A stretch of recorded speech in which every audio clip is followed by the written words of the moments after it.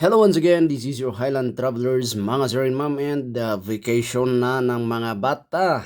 And sa mga magpaplano po na aakyat ng Baguio City to the City of Pines, mga sir and ma'am, sa mga kapwa nating riders po dyan and drivers, okay, isang paalala lang po sa atin mga sir and ma'am, okay, use the proper gear. Observe nyo po yung mga riders natin dito, no? Ganito po yung mga gamit nila. As you can see po, ha?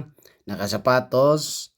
And most common, medyo konti lang yung naka-shorts. But it's up to you. Wala namang pong nagbabawal din na naka-short. Use the proper gear at wag po tayong naka-chinelas, mga sir ma'am. Wag din kakalimutang mag-helmet. Marami pong nakakakyat dito, may mga dala pang anak na walang helmet yung kanilang mga anak, mga sir and ma'am. Please naman po, be considerate sa safety ng mga anak natin.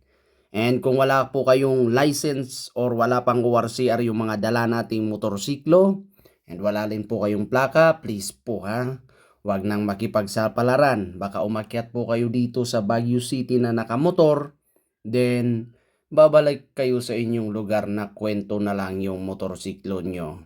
So hoping po, nabigyan nyo po kayo ng warning.